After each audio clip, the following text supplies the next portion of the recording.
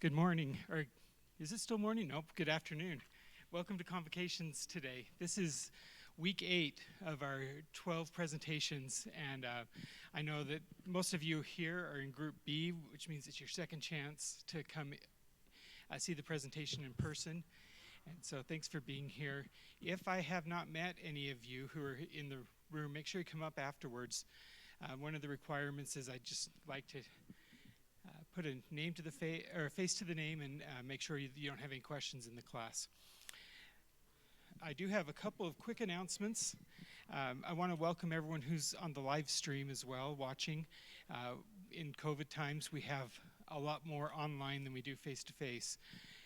But thanks for tuning in. And I encourage you to, as the presentation is going, you can just type in a question at that point, or wait till the Q&A at the end, but we'd love to have questions at the end from the audience, either live or virtual. So every student in the class, make sure that after the presentation you go into Canvas and submit the Ainsworth response assignment. And just for the people online, you need to also submit the Ainsworth attendance assignment so that I knew you were watching. And the only other announcement for the class is keep in mind that you have 3 cultural events to complete, to attend during the semester. One that's art science, one that's music or culture, and one that's theater or dance. And there are a lot of live ones on campus. You can continue to attend those, but because of COVID, I've also put some online options. And if you go to Canvas and just click on the home page in orange, it says online cultural events, and you can see the instructions there. So I'm going to turn the time over. Our presenter today, Braden Ainsworth, is going to present in just a moment, but he's here in kind of a partnership with the Wellness Center and a grant that they recently got. And so I'm going to ask Jordan and Jalen to come to the stand. They're going to talk about that program really quickly and introduce our speaker.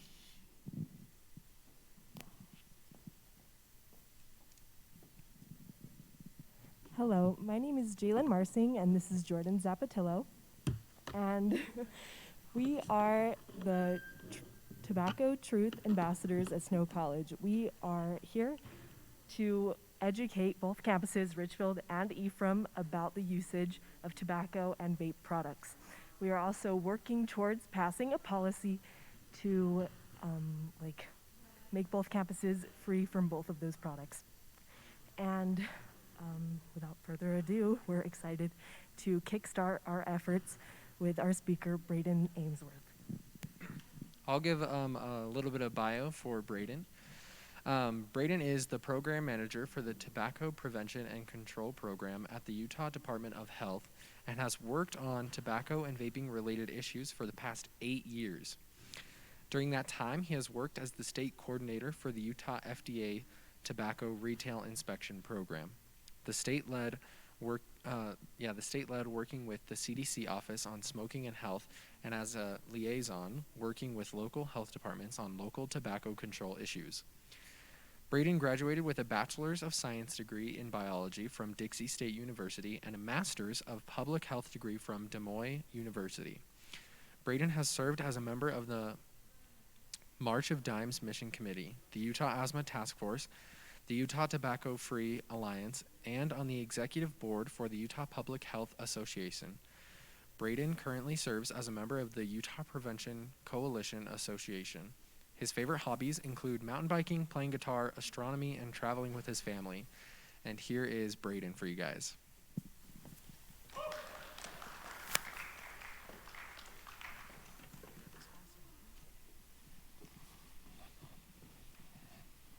All right. Well, thank you so much. That was fantastic. And I'm really excited to be here with all of you guys today.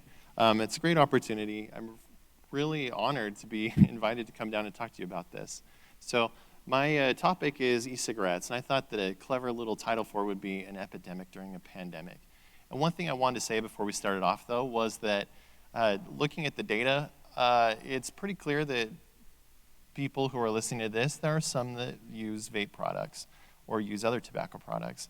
And I just want to say that this is a judgment-free zone. None of this is to like make anybody feel bad. It's really just to give some information. And just as with all addiction, like addiction to tobacco products, it does not determine your value or your worth or anything like that. It's just a thing that happens, and we'll talk a little bit about it. So I just want to give that out there. So why did I say an epidemic? Well, that's because it has been classified as an epidemic by the Surgeon General of the United States. So this is Jerome Adams. And in the 1960s, the Surgeon General at that time came out with a landmark study that said tobacco causes cancer. And in 2017, Jerome Adams, the Surgeon General, came out with another Surgeon General's report about vaping products and says that it's an epidemic, that it is sweeping the nation, that youth are particularly the ones that are getting addicted to these products. And so I'm going to cruise through these slides probably because there's so much to say, but I'm going to do like an introduction, talk about some of the health concerns, talk about some of the policy solutions, and then talk about the tools that we have available to help people who are struggling with this problem and any ways that we can help fix that. All right, so I'm sure e-cigarettes are something that you're aware of. I'm sure you've heard about them before. You've probably seen people use them. So there are a ton of different designs of e-cigarettes. So this is like a graphic illustration, but I'm going to show some interesting pictures of some different types that are out there on the market, that are kind of crazy. So you've got like ones that look like cigarettes, you've got ones that look like cigars, you've got ones that look like pipes, you've got ones that are kind of like a big tank, you've got these little ones that look like USB drives, and they just come in all shapes and sizes. So the way that they work, and it's probably really hard to see, but there's a big battery component to it. So there's like a really big battery, there's a thing called an atomizer, and then you've got your e-liquid, which goes in that. And then there's the mouthpiece. So the battery heats up the atomizer, which turns the liquid into a vapor that you take into your lungs. And I just use the word vapor because that's the common term for it, but it's actually an aerosol. So the difference there is a vapor is typically water vapor, right? An aerosol means that there's other components and things in that product or in that smoke. Again, it's not smoke, but in that aerosol that you're taking into your lungs. And some of those, there's nicotine. There's also other chemicals. There's metals. There are different chemicals that cause different things into your respiratory system. We'll talk a little bit about that. One of the biggest ones that we see as a problem across the nation and here in Utah are the ones that are shaped like this, these USB-shaped e-cigarettes. And they're known as JUULs. There's also other types that kind of mimic that. But these ones are really popular. And for a few reasons. One, I think that they're easy to carry with you. They're easy to hide. They're easy to conceal. They also contain a different type of nicotine than other vape products and even other more potent than cigarette products. These are called nicotine salts. And the way that they're manufactured is that they don't have such a dramatic effect on the body as you're using it. So it doesn't make you adverse to using it.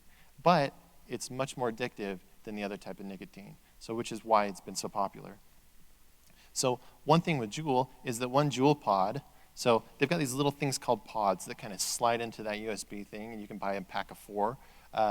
They have as much nicotine, one JUUL pod has as much nicotine as a pack of cigarettes, which is 20 cigarettes. They come in different flavors. They actually used to have more flavors, but some recent restrictions from the FDA has cut that down to just 2. So I was just going to talk a little bit about the rise of JUUL. So if you're looking at this, as you look at this chart, JUUL is in the red there. That red section is JUUL. So it rose exponentially. And why did this happen? When we look at the data, we actually see that there are 2 different trends when it comes to vaping. So initially, when vape products went on the market, which was about 2014, and they were actually in development for much time before that, but when they came in the market, they were kind of a niche product. They appealed to a certain type of crowd. They were big and really just kind of isolated to a certain group. When JUUL came out, it completely flipped. It became more mainstream. It was being used by all peer groups, and it just skyrocketed. So I mentioned JUUL. There are other ones that kind of imitate and mimic the JUUL shape and design. There's ones that can be used to vape CBD or THC. There's ones that are vitamin vapes. There's essential oil vapes. I mean, you can't make up the stuff that you see. There's all kinds. These are some other just copies of different vape products that look like the JUUL. There are these ones that don't look like an e-cigarette at all. They've got, shapes that you would never associate with something that you could vape from. There's these little things that are called puff bars that come in different flavors that are like a little like one-time use, and you dispose of them, you throw them away. There's these big tanks that cost hundreds of dollars that are digital and fancy, as you can see on the screen. And then there are some that are very unique. Okay, these ones are ones that we call them mods. So basically, they're purpose-built to look different and look unique. And there's a Coke can one. There's one that looks like a gun. There's one that I saw at a store once, a tobacco retailer, that was like a Yoda with a e-cigarette coming out of his mouth, and you could vape from it, which is kind of weird. You're like putting your mouth on Yoda's mouth and vaping. But there's all kinds of these. Here's one that Utah County actually found. This is one that somebody had built themselves using an Altoid tin. And I don't want to give people ideas. I'm just saying that this is the kind of stuff that it is. So I think there's this idea that, an e-cigarette looks like a certain thing. And again, those USB sticks are like the most popular, but there is a huge variety of what they can look like and what they can be. Really interesting. There are even products that look nothing like an e-cigarette at all. In fact, they are designed to look like something else. For example, you may wonder what's going on with this lady here. So you can actually, I couldn't find where they were being sold, but I've seen them before. It's a hoodie that has like a string through the where you can tie it, that you can vape through that. And there's also a watch that looks like a smartwatch, which is actually an e-cigarette. So there are all kinds of products out there, and it's kind of scary, especially when it comes to trying to enforce this or control it. It makes a difficult job for us at the Department of Health to do things about this. I just want to put this quick slide in because one of the things that we've learned over the years with tobacco products is that they are always changing. They're always evolving. So e-cigarettes is kind of the thing right now. And coming up very soon, there are going to be these products called heat not burn products that the tobacco industry is trying to push. So it's like a little thing called a heat stick, and you stick it in this device, and it doesn't burn, so you don't light it like a cigarette, but it heats it up so it can be inhaled. So just want to mention that there's always something new coming out. So it keeps me employed, which is good. But actually, one thing that we say at the Department of Health, especially in my program, is that we're trying to put ourselves out of a job. If we got down to 0% use rates, that would be fantastic. That's what we would prefer. But they keep coming up with new things, and we just have to keep doing the same thing, trying to combat this. So why are e-cigarettes so popular? There's a variety of reasons, but here are three of the main ones. You've got advertising, you have flavors, and you've got the nicotine. So this is an ad from, 1960s, 50s, something like that, for Marlboro. And one of the things that we've learned as we see what's happening with e-cigarettes is that the industry that is making e-cigarettes is copying the tobacco industry from the past. So you look at this, and what this is trying to convey is, a strong, handsome guy. Here is the same type of marketing with an e-cigarette. So taking the same approach. And we can see this across all their types of advertising. This is like a popular actress, and you've got Jenny McCarthy pushing the blues device as well. You even have this thing where doctors are recommending that you should smoke. Now, there isn't a slide that says doctors say you should vape, but there are slides that say, you don't need to quit using tobacco products. You can just switch to these because you have no health effects with these. Another popular thing that's said is that, oh, it's taking back my freedom, okay? Because I'm not smoking, I'm vaping, which is totally different, is what it implies, and you're taking your freedom back. When we get to the nicotine part, you'll see that that is not the case with having freedom and taking freedom back from addiction. That is definitely not the case. Just a couple of the pictures on this slide. You've got some social media efforts that some of these companies do. Like they do parties, and they really push their products on social media to try to get popular. They get influencers to promote and test their products and put that out there. And again, like this, the marketing I'm showing you is they say is geared towards adults, but actually 4 in 5 youth in this country have seen the marketing for e-cigarettes. So, and when you're talking about these demographics that are really targeting the young adult population, it's really kind of scary. So talking about flavors real quick. So as I mentioned, the flavors are one of the things that hook kids and young adults as well. It's not just kids. But the idea is, oh, well, you can buy this and it doesn't taste gross. It actually tastes pretty good in some cases. And so when we do our surveys, so we do a lot of school surveys, youth surveys, young adult surveys, and adult surveys, I guess. And we found out that 80% of kids actually start with a flavored tobacco product.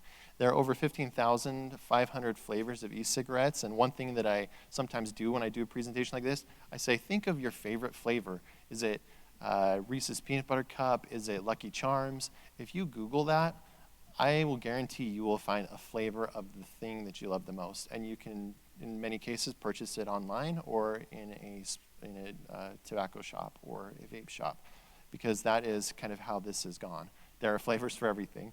The FDA and Utah have some flavor restrictions in place. So this last legislative session in February, we work a lot supporting tobacco legislation. So typically a legislator will come to us and say, hey, one of my constituents said there's this issue. What do we do to fix it? And we are allowed to educate the legislator on that topic. So when it came to e-cigarettes, one of the things that someone wanted to do was address flavors. And so we did get some flavor restrictions in place in Utah. There are still flavors that are sold, but they're just more difficult to get. So just trying to take those steps to keep it out of the hands of youth and make it, and it's still accessible for adults, but make it more difficult for youth to get them. So here's some of the examples of these products. So you've got a popular product that is actually a thing like Sour Patch Kids, vanilla wafers, and you've got these knockoff e-juices which are trying to mimic exactly what it is and exactly the flavor that it is. All right, so nicotine is probably the one of, if not the most important part of this whole conversation. So notice in here it says nicotine can disrupt the adolescent brain development. So we actually have learned through research that the brain does not stop developing until the age of 26. So if you're thinking like, oh, I'm not a kid anymore, I'm good to go, it actually, your brain is still susceptible to the impact of nicotine until you're 26, and even after that. But up until 26, your chances of continuing with the nicotine product once you start is still really high. One of the things that a lot of people don't know is that nicotine is super addictive. When you look at a chart of most addictive chemicals or compounds or drugs, it's actually towards the top of that. So as you can see there, towards the bottom, the third bar from the bottom is the tobacco. So you've got heroin and cocaine are maybe the two that are above that. One of the things that middle, so there's like the different colors, where it says psychological dependence, that lighter pink or lighter purple, it's actually almost exactly the same length as cocaine and heroin. And in talking to people who are trying to quit and get off these products, it is tricky. Like, it takes several tries, but that's good, because every time you try, you're learning more of how to overcome that addiction. So that is great, but it is tricky. So when there's this common thought that, oh, I can just drop this at any time that I want, it's actually really hard to do. But don't despair, because there are tools that can help. But it is one of the most addictive drugs, and e-cigarettes have nicotine in them. There are some that don't, but I would say 90% of them do. All right, so some other things that nicotine does do, it does prime the brain for addiction. So we've been doing research on tobacco products since the 50s, if not longer. We know that nicotine is kind of a gateway to other substances. It creates a dependence, so we do know that that happens. It does long-term harm to the brain development, and again, it lets you leads you to experiment with other substances. So actually, when we look here in Utah, we see that 24% of youth report that they use e-cigarettes and cigarettes. So one of the things that we've also noticed is that if you start with the e-cigarette, you have a much higher chance of converting over to traditional cigarettes, and 6 times more likely to do that, which is interesting. Because most people say, well, you know, I already am smoking, I'm using an e-cigarette to quit, but we actually see the reverse effect happening, starting with an e-cigarette and then transitioning into cigarettes. So health effects is interesting to talk about, because when it comes to like a cigarette or other tobacco products that have been around for a long time, you've got longitudinal data. So you've got studies that have been going on for decades. You can track people. You can really see those health effects. These products are so new that it's very difficult to say, yeah, here's exactly what's going to happen to this percentage of the people who use it. But we do know what some of those health effects are. So again, nicotine is highly addictive. It's especially toxic to a developing fetus. So if you're pregnant, you shouldn't be vaping or smoking. Again, it can damage the developing brain, and again, it's a damage to developing babies. There are other things inside e-cigarettes, aerosols, chemicals that have been shown to be toxic to the body and give adverse health outcomes as well. And I'll talk a little bit more about those in a minute. And then there's other things that can happen, unintended injuries. And there's some pictures that I cut out because I didn't want to get too graphic, but there are some pictures of things that have happened with these cigarettes exploding or causing fires, or things that are just something that when people are using it don't expect are going to happen, but can happen. So one of the things that I do every time I do a presentation about e-cigarettes, which is always interesting to me, is I go into Google Scholar, or you can choose your favorite medical journal search engine, and I type in electronic cigarettes, and I did that before I came here, and I sorted it by 2020. So all of these studies that are listed here are just this year so far, and there are plenty of studies that I could cite. But here's just some of the things. I'll just read some of these. So e-cigarette flavors can damage the cells that line the interior of blood vessels and increase the risk of cardiovascular disease. E-cigarettes disrupt lung lipid and immunity independent of nicotine. So that one's really interesting, because it's saying even without nicotine in the product, e-cigarettes are still doing damage to the lungs, the lipids in the lungs. And when we talk about the EVALI outbreak here in a couple of minutes, I'll mention a little bit more about that. Vaping every day could double your risk of a heart attack. Vaping may lead to oral health complications. And it says may, but it pretty much does. There are studies that show that it does do that. Vaping may be linked to a heightened risk of seizures. E-cigarette vapor seems to trigger effects normally associated with the development of COPD. Now that one is pretty scary. If you know anybody who's suffered from COPD, it is a horrible disease, but it appears that the aerosol from e-cigarettes in some people can trigger the effects of COPD. E-cigarettes adversely affect the ventricular repolarization, which is an implication for sudden death risk, which was really interesting. And that was just, I think, one of the most recent studies from August or something. And it goes on and on.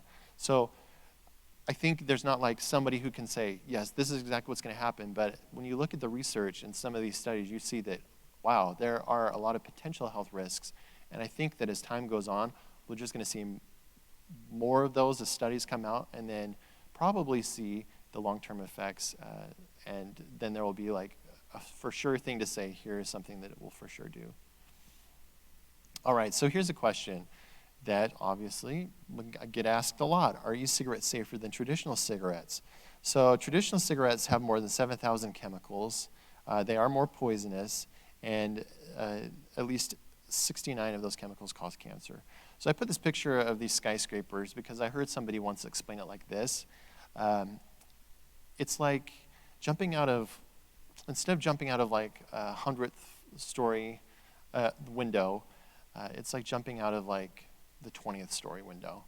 So it's still not without risk, and it can still cause a lot of damage. But is it as bad as jumping out of the 100-story window? Probably not, but you don't want to jump out of it either. So I thought that was a clever way to talk about that. So here's just a list of some of the chemicals and ingredients that are in e-cigarettes. So obviously, that list below, it's very difficult to see. There's no need to highlight all of that. Although the ones that are in red, if you can see the red ones, there's a few of them, they are emitted in the aerosol. So as with cigarette smoke, that has caused a lot of harm to people who never smoke. You're confined in an office, you're next to somebody, you have a family member who smokes, and you're inhaling that secondhand smoke, and that can cause cancer and problems with the people who you live with or work with. Similarly, the aerosol that comes out of vape products have chemicals in them that can be inhaled by somebody else. Just to highlight a few of the chemicals that are in e-cigarettes, there's a chemical called diacetyl, which gives it some flavoring. That has been shown to be linked to popcorn lung, which is a condition in the lungs, which gets its story from popcorn factories when they were making bags of popcorn. The workers would inhale this, and it would cause damage to their lungs, severe respiratory illness. That product is found in e-cigarettes, in many of them, especially the ones with flavorings, and that can also have the same effect on the lungs. Cadmium, I mentioned in one of those pictures. Cadmium is a heavy metal. The heavy metals can actually get into the bloodstream and cause problems to your circulatory system, which then eventually gets to your heart and can cause heart problems. Okay, I mentioned the additional concerns. So fires that spontaneously happen with these products. Here's a local one. A house fire was caused by an e-cigarette in Ogden. Here's another local one from Fox 13 News. Third-degree burns from an e-cigarette exploding in a person's pocket.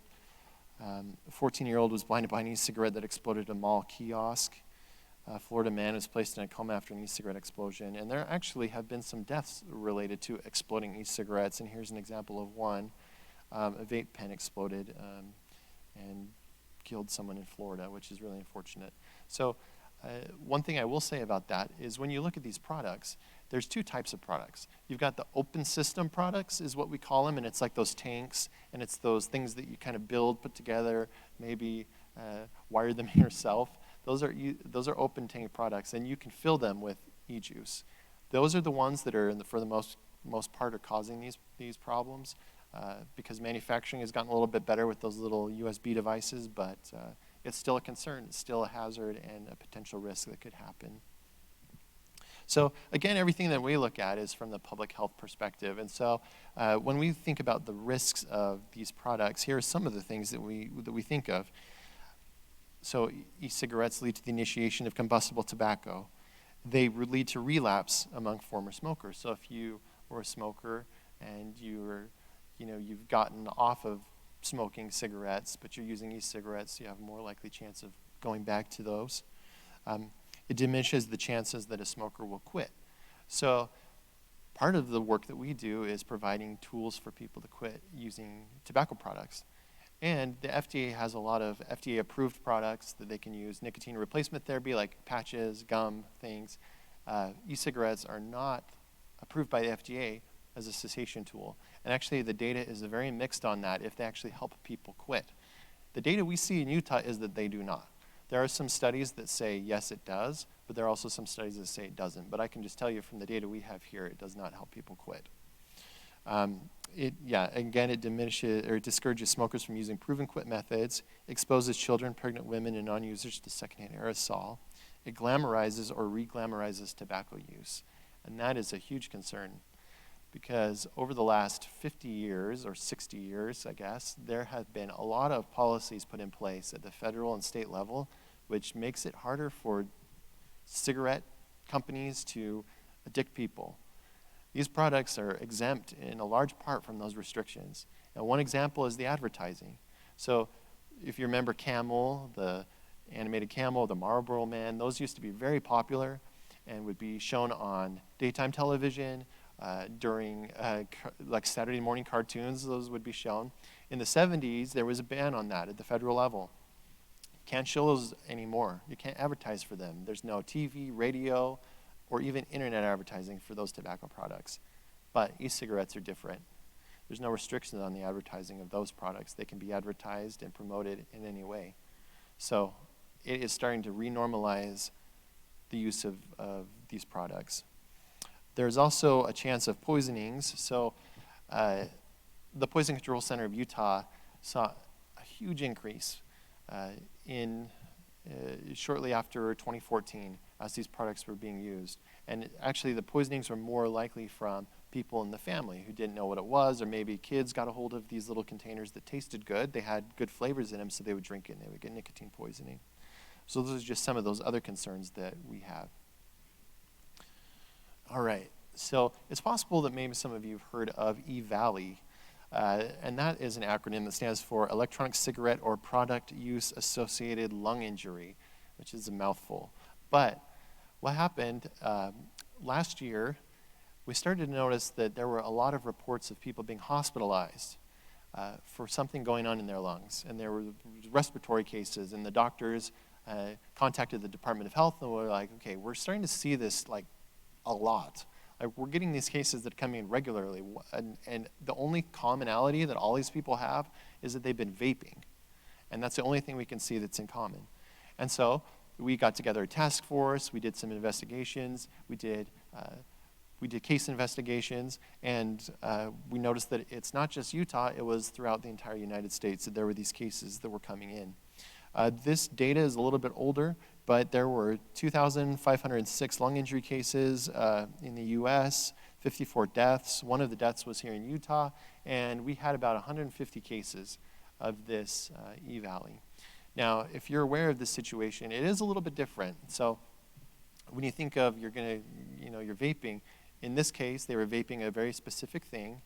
Many of the cases they had THC in the e-cigarette, but there is a lot to point towards the THC as being the cause, but there's actually some recent studies that say no, it was actually the device that was heating up this e-liquid that was causing this damage to the lungs. And what it would do is it would coat the lungs with a lipid, which is a fat. It would coat the lungs, the interior of the lungs with a fat. And so as people would breathe, as these patients would try to breathe, they couldn't get air into their system. They would just have breaths that wouldn't do anything for them. So this was a situation. The department tried to do some things to offset this that I think were, for the most part, successful, and have really reduced the number of cases. However, right now, with coronavirus going on, this isn't really being tracked that well because it's a respiratory disease, and coronavirus is a respiratory disease. And so when I asked the epidemiologist who works in our program, when I asked him what's going on right now with EVALI, he said, well, if the doctors report a case, we'll count it, but we haven't been getting cases because of coronavirus. So just something to be aware of. Now it leads us perfectly into COVID-19 and vaping. So Stanford Medicine just came out with a study that teens and young adults who vape face a much higher risk of COVID-19 than their peers who do not vape. And so, again, it's a respiratory disease. COVID-19 is respiratory. E-cigarettes, the chemicals in there are affecting the lungs. And so it makes for worse outcomes. When we look at our data for Utah, we actually don't ask the question when we look at our coronavirus cases, if you're a vapor, but we do look if you are a smoker, a former smoker. And that is one of the most common secondary diseases or secondary things that impact the coronavirus infections that we have right now, is that damage that happens to the lungs. Okay, so the bottom line, if we're looking at this, e-cigarettes have a small potential to benefit adult smokers. Okay, that's the key thing. If you're an adult smoker and you want to try to quit, it's better that you try with an e-cigarette than keep smoking. It's actually better that you try to quit using FDA-approved methods, but at least an e-cigarette is a little less harmful. But it should not be used by anybody else unless it's and again for smokers, unless it's a complete substitution. It shouldn't be a dual-use thing. It should be a complete substitution, and then nobody else should use it. E-cigarettes are not safe for youth, young adults, pregnant women, or adults who do not currently use tobacco products. That's basically everybody. Yeah, that just includes everyone. If you've never smoked or used other tobacco products, do not start using e-cigarettes. And additional research is needed to understand the long-term health effects. All right, so this is the data portion of the presentation, and I'm going to cruise through this really quickly because it's not super exciting. It's exciting to me, but I don't know how exciting it would be for everybody else. But if we look at Utah, we do a survey every other year in Utah to look at the use rates. If we look at this, the red line, or the green line at the bottom is showing cigarette smoking. So this is the number of youth who are smoking cigarettes. It's pretty low. I mean, it's 1.5%. If we look at vaping, it's at 12.4%. So it has gone up exponentially, and it continues to increase. Despite our efforts to control it, which I think we have policies and things in place that are going to help impact that, but it's going to be also interesting to see how COVID-19 impacts that. If that's going to make it go down or go up. Actually, I don't know what's going to happen with that. If we look at the trends in adult smoking and vaping, we see that vaping is going up while the smoking rate is actually kind of leveled off. It's going down a little bit. And actually the data for 2019 for smoking in Utah for adults that smoke is 8.0%. So that is going down. The vaping rate is continuing to go up, but it's not even close to where it is for, it's more than double for the youth. Okay, if we were to break out by ages and say, okay, what age groups are using these the most? You've got, 16 to 17 is the most, and then you've got 18 to 24, so kind of the college age group, so which includes many of you. When asked what type of tobacco products do you use, when asked, vape products was the highest at 12.4%.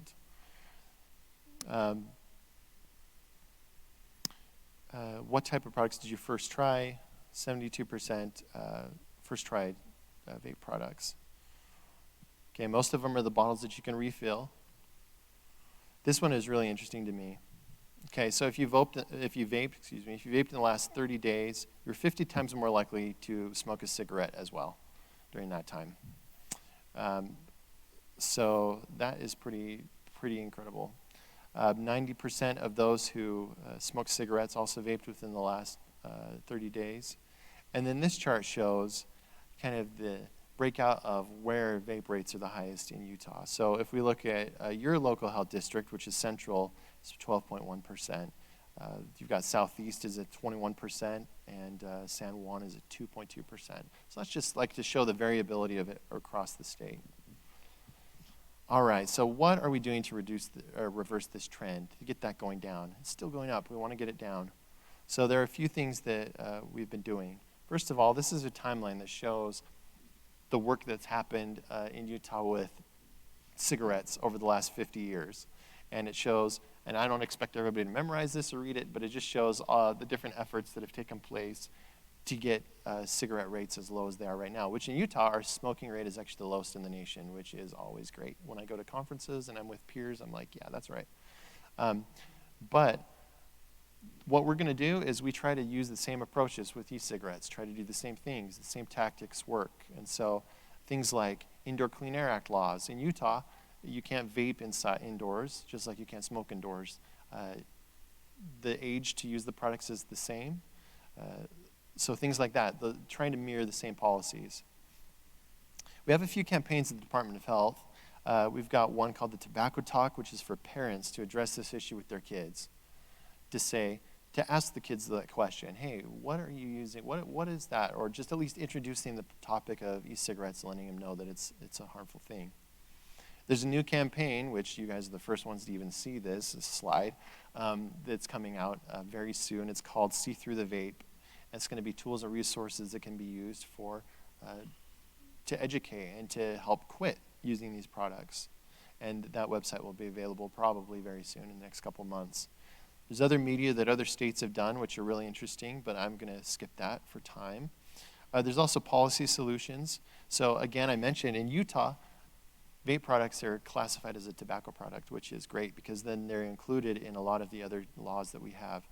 The age to purchase an e-cigarette has recently changed. That was actually done at the federal level. We did pass it at the state level and worked hard to do that, but then the federal level, they passed it, which automatically overrides what we did, which is fine. But the age to vape, to buy these products, cigarettes and e-cigarettes, is 21.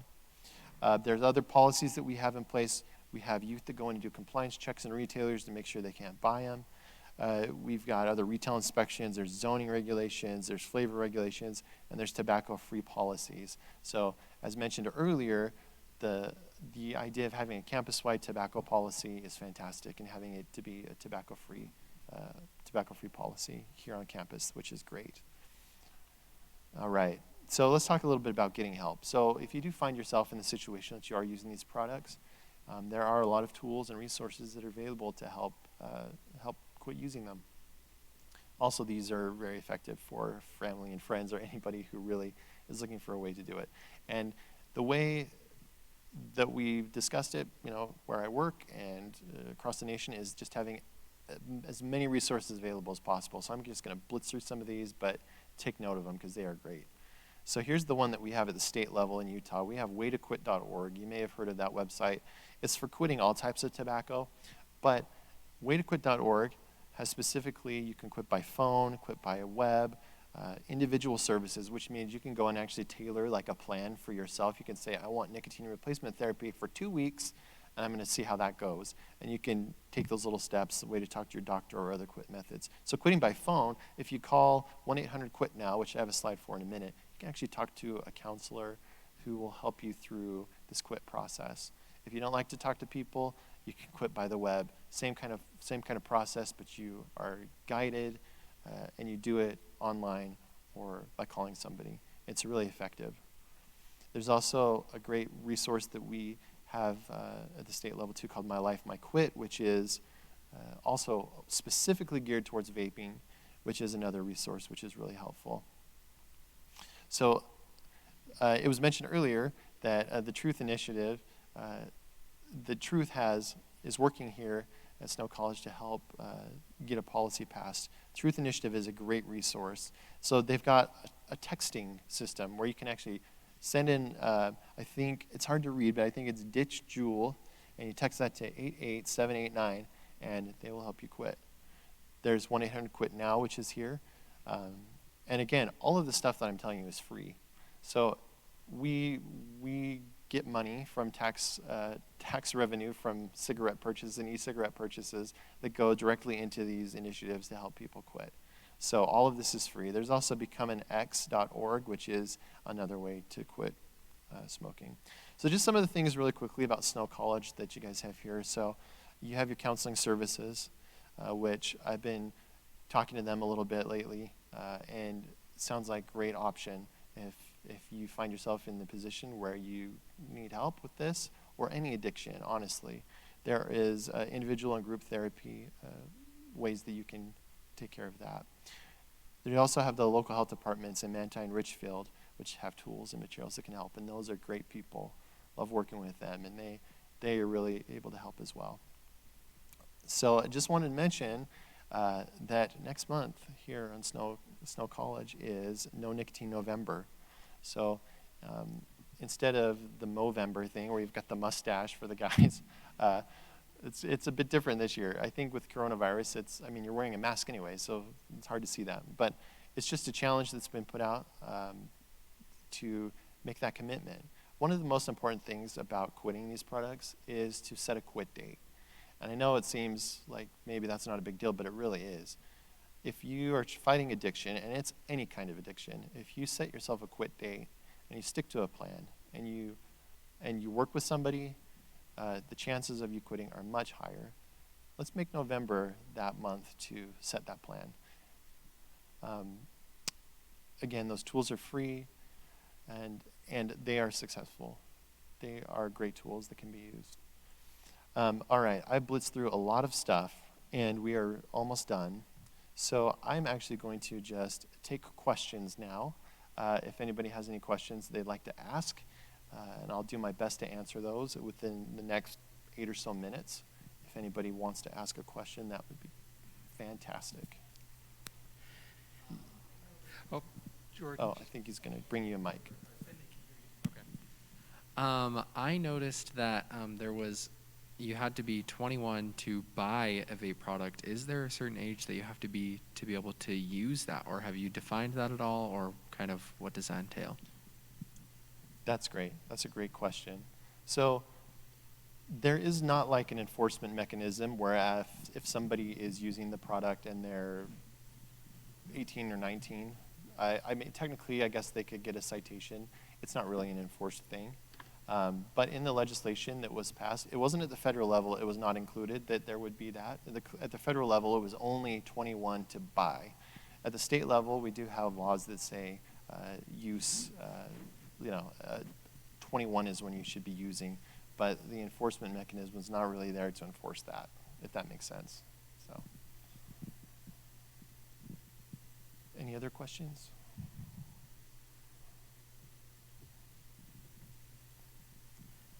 I have one or two. Okay. I'll start with just one and give someone else a chance. But a couple people in here are in my foundations class, which is a class where we have 3 teachers from different fields teach about a common topic. And a lot of you are in foundations anyway. I'm wondering, like in your work about vaping and tobacco prevention, what kind of classes might students be in right now that have insights that you use in your career? For example, like I think that probably there's some psychology involved in this. That's a great question. That's a good question. I haven't been asked that. I think psychology is very important. And any class that would teach about the steps of change, blanking on the name right now, but the change of acceptance, the willingness to quit, and then going through those steps. Anything that's talking about behavior of change is really important. So behavioral health would be a good one for that.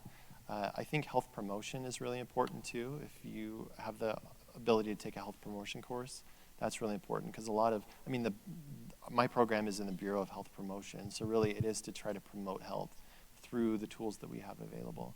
So I think behavioral health, health promotion, public health in general, I'm sure would be great. If you really want to get into kind of the effect that these products have on the body, I would say like biochemistry would be good. Epidemiology is always crucial to all the work that we do, so that would be another one too. Yeah, great. Thank you.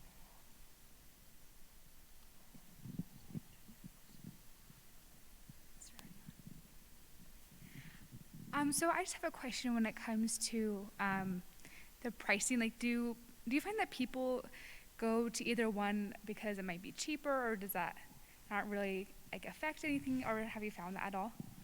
That's a great question. So one of the most effective tools for tobacco control historically and currently is a tobacco tax. So the more expensive you make a product, the less likely it is that somebody's going to use it. And it's really interesting to see that when Utah put in a tobacco tax about a decade ago, I believe it was, it's now $1.70 for a pack of cigarettes here in Utah, which is not the highest. I think New York has it's in the teens of how much theirs cost. But it does affect, the price does affect the use. And we saw a dramatic drop when the price was raised. E-cigarettes are, for the most part, cheaper. The range is very broad. Like if you get those big tanks, it is really expensive. But you can get those little disposable ones that are cheaper than cigarettes. We did also pass this legislative session a tax on e-cigarette products. It's not as high as the tax on other tobacco products, but it hopefully will help bring those rates down as well. And it does provide revenue to my program and other organizations that are trying to combat this problem. So, yeah, good question. And economics is yeah, another economics, class. there you go. That's another one. Yeah. We have time for one last question, and it's going to be an online one. Someone from the chat said, how do I talk to my underage sibling who is vaping? Good question. That's really good. So I think I've got nieces and nephews who vape as well, so I kind of get that. I get that, the need or the desire to have that conversation and not really knowing what to say. So I think part of it is there is this lack of understanding on the person's part of exactly what those harms are.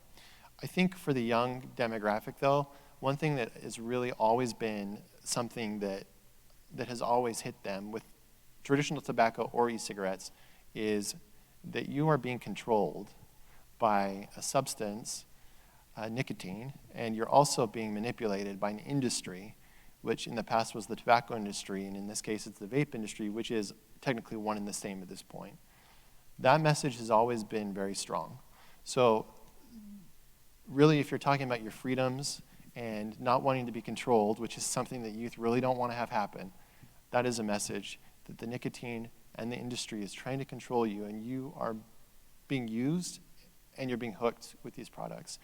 Also, the quit tools that I mentioned earlier are ones that I think would be really beneficial. So My Life, My Quit in particular for somebody who's under 18, I think would be a great tool, a great resource to help them. Thank you very much. Let's give him another round of applause. Thank you.